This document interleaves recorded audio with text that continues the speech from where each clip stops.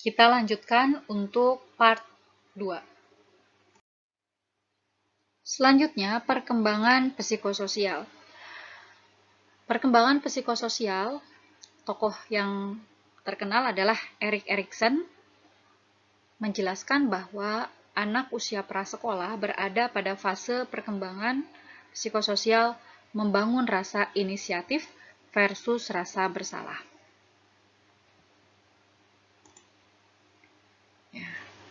Ini kata kuncinya, membangun rasa inisiatif versus rasa bersalah. Berlangsung pada usia 3 sampai dengan 5 tahun. Anak usia prasekolah ini merasakan suatu prestasi ketika dia berhasil dalam melakukan suatu kegiatan dan bangga dengan seseorang yang membantu anak itu untuk menggunakan inisiatifnya. Anak usia prasekolah ingin mengembangkan diri melebihi kemampuannya. Nah, jadi kemampuannya belum mumpuni, akan tetapi keinginannya sudah di depan atau di atas dari kemampuannya tersebut, sehingga kondisi ini dapat menyebabkan anak merasakan perasaan bersalah. Tahap perkembangan hati nurani selesai selama periode ini. Dan tahap prasekolah merupakan dasar untuk tahap perkembangan moral. Ya, karena di sini anak membedakan mana perilaku benar dan salah, dan itu akan menjadi fondasi untuk moral dan kecerdasan emosional anak di kemudian hari. Nah, selama 2 periode pertama kehidupan, yaitu tahap perkembangan infant dan toddler, fokus anak itu adalah membentuk rasa percaya diri, kan? Rasa percaya trust versus mistrust. Itu yang infant, dan membentuk kemandirian, otonomi itu pada fase toddler. Nah, kedua tahap ini fokusnya masih pada diri sendiri.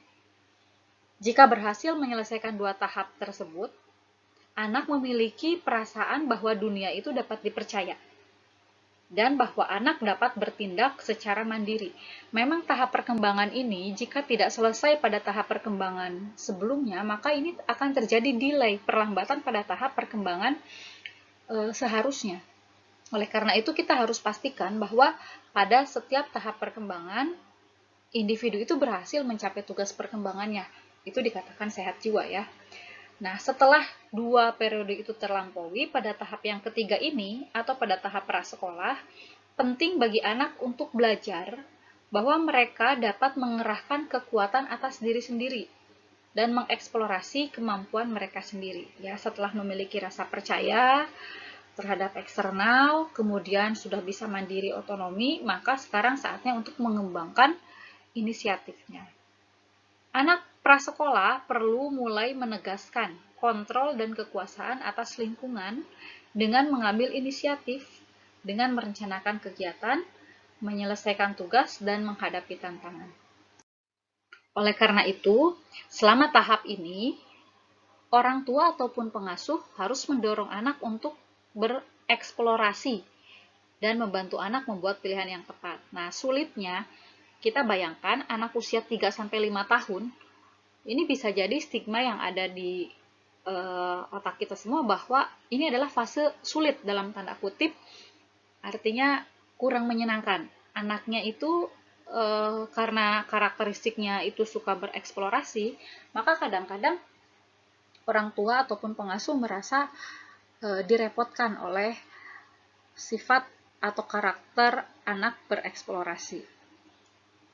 Orang tua atau pengasuh yang meremehkan kemampuan anak dapat menyebabkan anak itu merasa malu pada diri mereka sendiri dan menjadi sangat ketergantungan pada bantuan orang lain.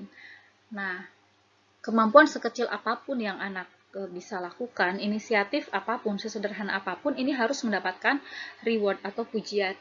Karena jika kita remehkan atau kita anggap itu bukan hal yang membanggakan, ini akan berbahaya karena anak akan menjadi, ya tadi, merasa malu, tidak mau mencoba lagi, akhirnya menjadi ketergantungan terus kepada orang lain.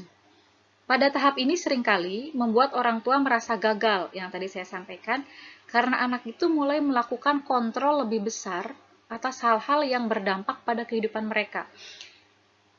Ciri khasnya adalah anak pada usia prasekolah itu ingin mencoba, memiliki rasa ingin tahu yang besar. Walaupun kemampuan mereka belum begitu mumpuni, tapi mereka memiliki rasa penasaran, ingin mencoba, ingin tahu. Orang tua pada dasarnya ingin membimbing anak dengan temannya harus seperti apa, kegiatannya seperti apa, ataupun pilihan tertentu yang menurut orang tua itu baik. Akan tetapi, seringkali anak itu menolak, bahkan bersikeras membuat pilihan sendiri. Nah, penting bagi orang tua itu untuk memberikan kesempatan pada anak untuk membuat pilihan. Namun, tentu dengan catatan, orang tua juga penting terus menegakkan batasan yang aman dan mendorong anak untuk membuat pilihan yang baik melalui pemberian teladan dan apresiasi. Nah, permainan dan imajinasi berperan penting pada tahap prasekolah. Karena nanti dari kita lihat perkembangan kognitifnya anak usia prasekolah ini berada pada fase imajinasi ya, fantasi, berhayal. Anak ini memiliki rasa inisiatif yang diperkuat dengan diberi kebebasan dan didorong untuk bermain. Ini penting digarisbawahi, kita highlight, rasa inisiatif diperkuat dengan diberi kebebasan dan didorong untuk bermain. Jadi, tugas perkembangan ini, cara menstimulusnya adalah kita berikan kesempatan anak itu untuk bermain, kita dorong, kita arahkan untuk permainan yang menstimulus potensi-potensi yang dimiliki anak.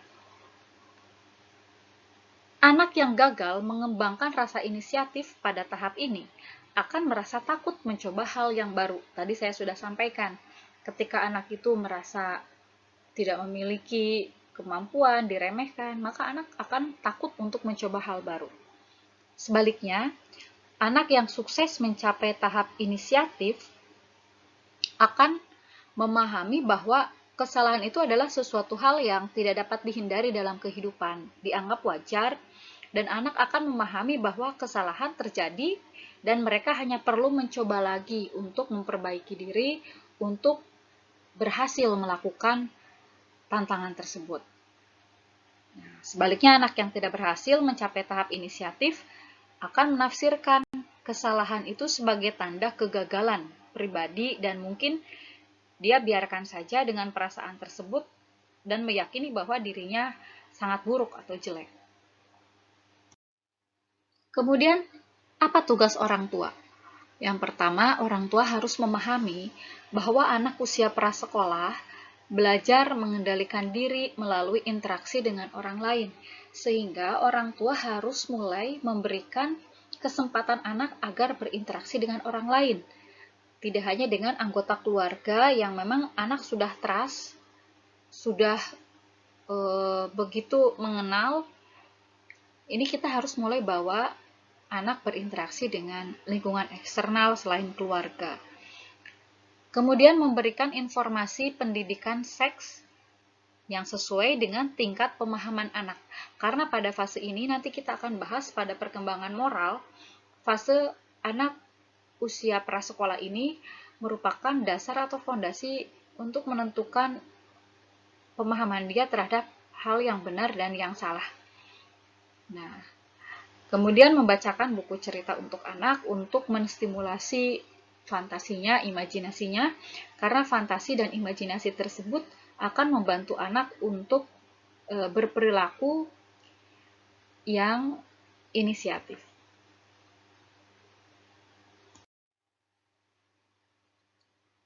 Perkembangan yang lain adalah perkembangan kognitif anak prasekolah. Untuk perkembangan kognitif, tokoh yang terkenalnya namanya Jean Piaget menyebutkan bahwa anak usia prasekolah berada pada tahap perkembangan praoperasional, di mana ciri khasnya adalah mementingkan diri sendiri atau sifat egosentris dan mampu mendekati masalah hanya dari satu sudut pandang.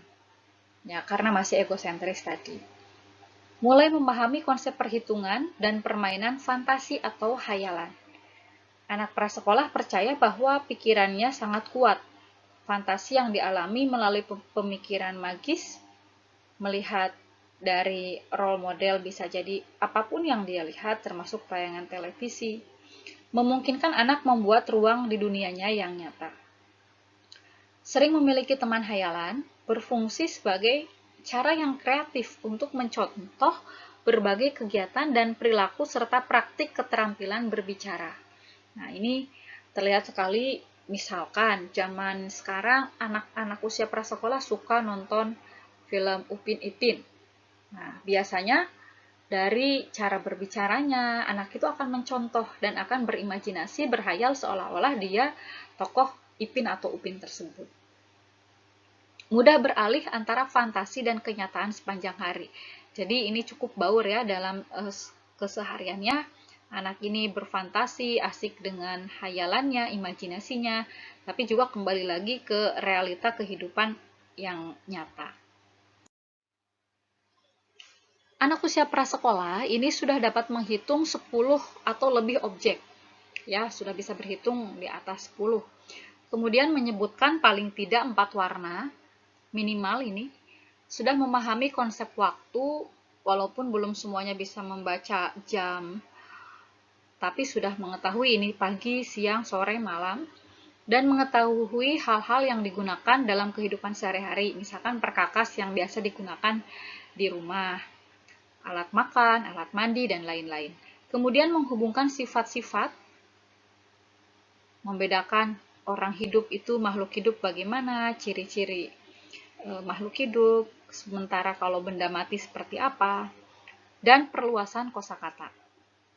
Anak prasekolah itu belum sepenuhnya memahami konsep kematian atau sifatnya yang permanen, sehingga ini seringkali ketika anak prasekolah itu menjumpai kematian dari misalkan kakeknya atau neneknya, dan anak itu bertanya, kapan nanti kakek akan pulang lagi, jadi belum paham bahwa itu sifatnya adalah permanen.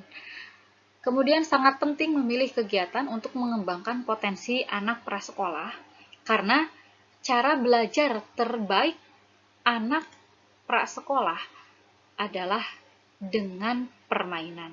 Ya, dari tadi selalu dibahas bahwa berikan kesempatan anak bermain, dorong anak untuk bermain. Memang cara belajar terbaik anak usia prasekolah adalah dengan permainan, bukan dengan pendidikan yang formal harus menghadapi buku, kemudian duduk dengan rapi, dengan aturan yang seperti anak usia sekolah. Ya, akan tetapi dengan permainan. Contoh permainan yang sesuai untuk anak usia prasekolah untuk mengasah kognitifnya, contohnya adalah permainan mencocokkan. Ya. Kemudian mencocokkan memori. Jadi contohnya mencocokkan kartu, diperlihatkan pertama misalkan ada gambar elang, kemudian di kartu yang warna lain ada juga di situ gambar elang juga, itu harus dicocokkan. Kemudian teka-teki dengan puzzle sederhana, misalkan sudah ada bentuk kepala, nanti ekornya seperti apa. Sortifikasi, memisahkan ya dan mengklasifikasikan, contohnya memisahkan manik-manik sesuai dengan warna atau bentuk, atau bisa dimodifikasi dengan kacang-kacangan yang itu dapat dengan mudah ditemukan sumbernya di masyarakat. Kemudian permainan pengurutan, mengurutkan benda misalkan berdasarkan ukuran atau berdasarkan angka atau misalkan jumlah titik yang ada pada benda tersebut dan lain-lain.